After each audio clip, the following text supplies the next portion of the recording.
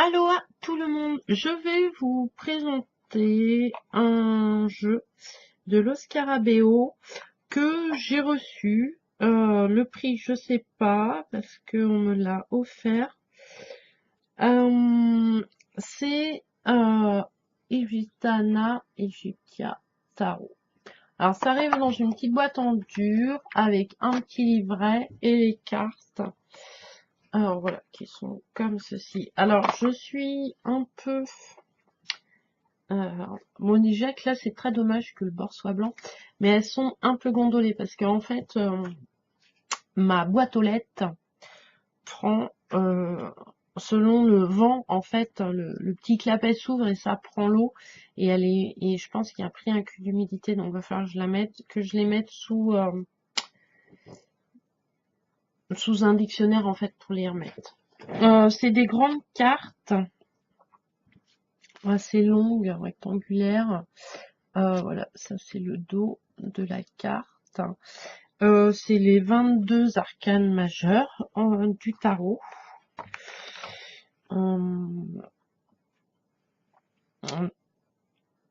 Alors, donc il y a sur le teint, il y a un petit livre, on va commencer par ça.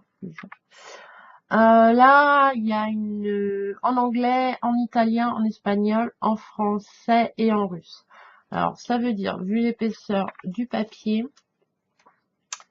que ça doit pas être des explications. Voilà. Alors, tarot égyptien. Donc, ça doit être c'est la version anglaise. Alors, sur le livre de Thoth, bon, voilà, machin, on sait pas, c'est le tarot s'inspire de l'Égypte. Je pense que la cartomancie existe depuis très très longtemps, on n'a peut-être pas de traces, mais le dessin sert à exprimer, donc je pense que voilà. Car ça prenait pas beaucoup de place quand on voyageait. Donc, il y a le tirage de la pyramide dans cette carte. Non, on dit carte, pardon, excusez-moi. Donc, le bon côté, le côté obscur, le côté féminin, masculin, le côté unique, le côté enfantin, le côté commun, le côté responsable et conscient, le côté oublié ou nié, et le côté intérieur. Voilà ce que représente la pyramide de l'identité. Ensuite, vous avez la signification des 22 arcanes. Et voilà, c'est tout. Donc, vous voyez, c'est pas grand. Après, niveau symbolique, oui et non, oui et non. Moi, j'ai regardé un peu, il y a des trucs qui me... Donc, voilà. Là, le crocodile. Après, ça reste ma description à moi. Moi, vu comment ce qui m'a frappé en fait dans la carte. Après, la signification reste tout à fait personnelle et à chacun son intuition. Donc voilà, le crocodile est en avant par rapport au chien, admettons du tarot. Donc là, en fait, il l'empêche de passer quand même. Et pareil, son sac enfin son espèce de sac, il y en a devant et derrière. Donc il part aussi, voilà, à l'aventure, mais pas qu'avec un baluchon d'expérience. Il va le remplir peut-être au fur et à mesure. Je sais pas. J'ai trouvé ça bizarre en fait. Donc il y a de l'eau.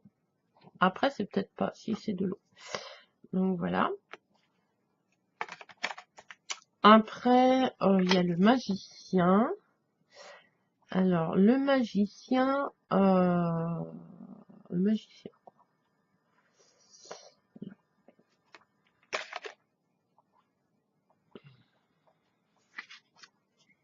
papesse. Alors, hop,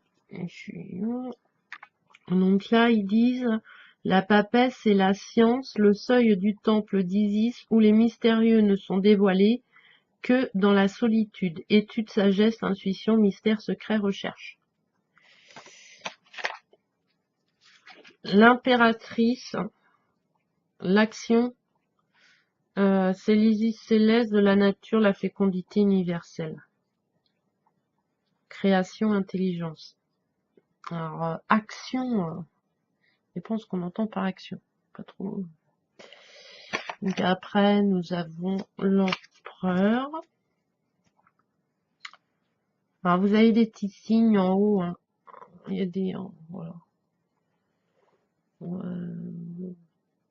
L'empereur, c'est marrant parce que une drôle de position. Enfin, il a une drôle de robe, en fait. Parce qu'il est face à nous. Il regarde vers l'avenir. Hein, un peu comme...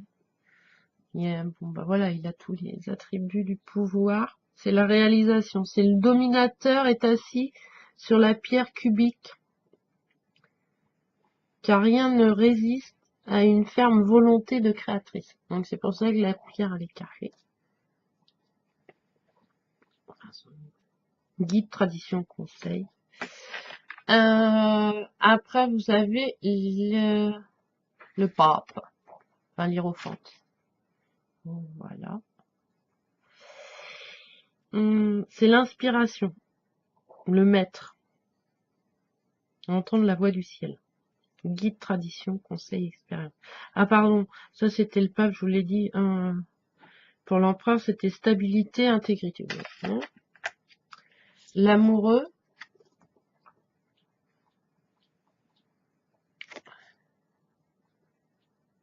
Alors par contre, l'amoureux, enfin l'ange, le gardien, le protecteur, enfin voilà là le truc positif. Ils auraient pu faire un animal. Il doit exister dans la mythologie des animaux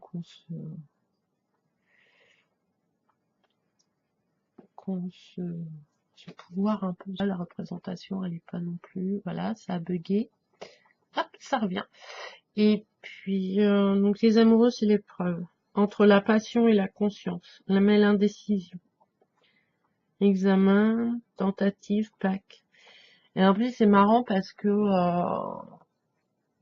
il y en a une qui part vers le passé et une qui part vers le futur. Bon. Le chariot. Bon, elles sont, ça va. Elles sont mates. Elles sont pas trop souples. Après, c'est pas une super qualité, mais ça va. Au pire, on peut les plastifier. C'est pour... Alors, la justice, pareil, hein, elle est de profil, c'est très mal. Enfin, ça change, en fait. Après, moi, j'ai pas beaucoup de jeux. Je regarde ce qu'ils disent. Moi, l'équilibre. Dans le droit et le devoir. Voilà. Donc voilà, vous avez un mot, ouais, ça ressemble, enfin, ils reviennent, voilà. Ouais, moi, le seul que j'ai de tarot, enfin, sur le thème de l'Égypte, alors il est pas tout neuf, il est un peu abîmé. Ouais, il est un peu fatigué, mais bon, ça. C'est le tarot de Néfertiti. Alors, si, admettons, on prend ça, voilà, l'impératrice. Alors, on va regarder. C'est pas bête. Bon, il est très connu, hein, comme jeu. Par contre, il est assez cher. Moi, je l'ai eu, enfin, je l'ai trouvé vraiment par hasard. Ça fait longtemps que je l'ai. Et bon, il est abîmé, hein, mais il a vécu. Mais voilà. En fait, j'avais pas de jeu et sur l'Égypte et en fait, ça s'est proposé. Vous voyez la différence des cartes. Des grandes cartes quand même. Alors, niveau qualité, celles-là sont quand même, voilà, c'est pas la même. Mais bon, ça va, c'est pas trop souple, c'est pas trop fragile. Voilà, vous voyez, sur Néfertiti, ça a pris énormément. Donc elle, voilà, ça c'est l'impératrice et ça c'est l'impératrice. Alors, attendez. Ouais, on va faire comme ça. Elles sont face en fait, un peu. Hein. Il y en a une, voilà. Donc voilà, les représentations qu'on peut avoir sur différents jeux et sur le thème de l'Égypte. Vous voyez, la coiffe est pas la même quand même. Hein. Plus pouvoir créatif. Hein, donc voilà. Et puis ça c'est le dos. Donc voilà, c'est le seul. Et puis ben là on l'a offert. Par contre, il va falloir peut-être que je renforce la boîte parce que elle est fatiguée. Mais voilà, c'est un jeu que je garde parce que j'aime bien, parce que j'en ai pas. Enfin, celui-là, c'est le deuxième que je reviens de recevoir. Et voilà. Et puis, vu le prix que je l'ai payé qui coûte à l'heure actuelle, non, je me le garde. C'est vrai que je pourrais peut-être m'acheter plus de jeux, mais bon. Donc voilà, donc on revient au tarot égyptien, celui-ci. La boîte est rigide, qui devrait faire tout le temps. Les boîtes potables que leur petite boîte là. Bon après c'est vrai que ça augmente le prix, enfin quoi, pourrait. Ça doit augmenter quand même le prix. Donc l'ermite, avec sa cape, sa petite lampe. Bon, il y a toutes les références, hein. Après c'est le dessin, voilà, c'est sur le thème de l'Égypte. Après, voilà, on peut aller peut-être plus loin. Voilà. Donc là, vous voyez, ils peuvent pas tomber parce qu'il y a les serpents et en haut, il y en a un tuto. C'est la roue de fortune pour moi, c'est la carte qui est pas le plus, ouais, c'est un peu la plus complexe, je trouve, parce que c'est peut-être bien oui, peut-être bien non. Voilà. Soit tu tournes la roue, soit elle tourne pas, soit elle tourne trop vite, soit elle tourne trop lentement, soit elle est bloquée, qui c'est qui l'a fait tourner, si c'est toi, si c'est... Voilà. Donc, c'est une des cartes un peu plus... Ouais, qui est peut-être un peu plus... On peut tellement voir de choses dans la roue de fortune que des fois, c'est un peu compliqué en guidance. Mais... la force avec le lion. Un carte d'eau. Le pendu. Alors là, le pendu, c'est une vache. Qui est pas spécialement pendue, d'ailleurs. Qui est attachée par les pieds. Et on va lui couper la tête. Parce que le mec, il a une faucille, quand même. Donc, est-ce qu'il va le libérer ou la tuer, quoi, en gros? Ça serait peut-être ça. Et ils disent quoi pour... je vais regarder le pendu, l'expiation, la dévotion est une loi divine dont la personne n'est pas dispensée. Repentir, sacrifice, réapparition, bâton, transition, illusion, illumination. Ouais, si vous voulez. Bah la mort, hein, un tot avec le dieu, voilà, la balance, etc. La tempérance.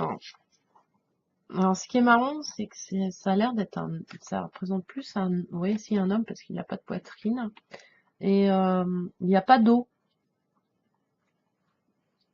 Il n'y a pas la représentation de l'eau. Les deux ailes, il y en a une qui est déployée, voilà, et on a l'impression qu'elle est sur un œuf que plus sur une dune de sable. Ouais. Le diable est sympa, j'aime bien. Petit bonhomme, le petit monstre, avec voilà, la torche, etc. Avec un ver de terre qui lui sort du ventre et les deux enchaînés. Ensuite, la tour, c'est la moins top, je trouve, moi perso. Voilà. Parce que je la regarde beaucoup. Hein. C'est une avec la lune et la tour, enfin la maison de Dieu. C'est quand même quelque chose que je regarde. Et franchement, là, ils se sont pas trop foulés. Ouais, ça aurait pu être un peu, enfin, je sais pas. Je m'attendais pas trop. L'étoile.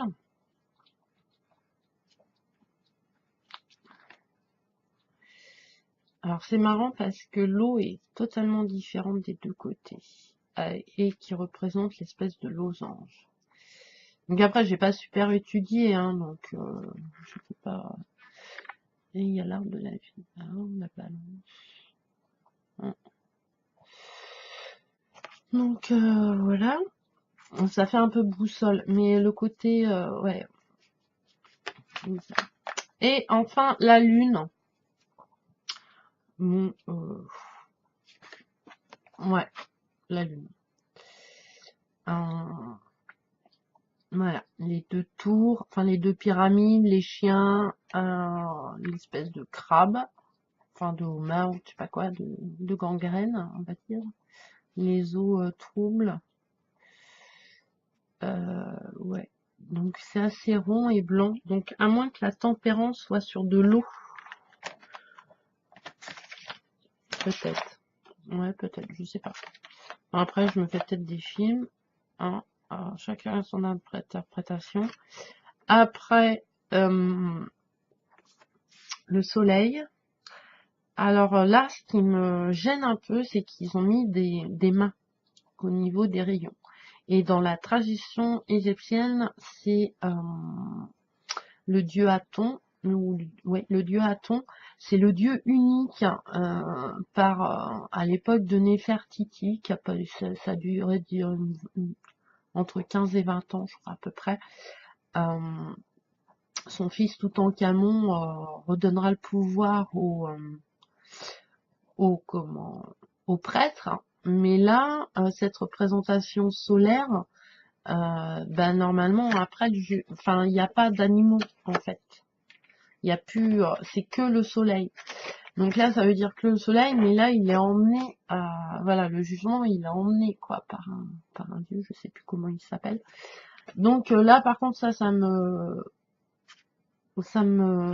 gêne et le soleil, quand même dans les représentations, il y a l'enfant et là il n'y est pas et c'est ouais. Après, au niveau du ventre, ça fait un peu enceinte ou qu'il y a eu des enfants. Mais ouais, et donc les mains du rayon, ouais, c'était quand ils savaient que le dieu soleil, en fait. Ils avaient viré toutes les croyances des autres. Ils avaient fait qu'est-ce qui est dit sur le soleil, le bonheur, la lumière, rien, l'harmonie, ouais. Ok. Mais bon, voilà, ça me un peu, voilà. Pas... Donc vous avez aussi une carte comme ça. Donc ce qui est bien dans ces cartes-là, bon, c'est de les garder. Hein. Mais si vous perdez une carte, au pire on peut faire une photocopie, la recoller dessus ou refaire un dessin. Voilà, donc ça permet si on perd une carte. Et ça, c'est la carte du monde.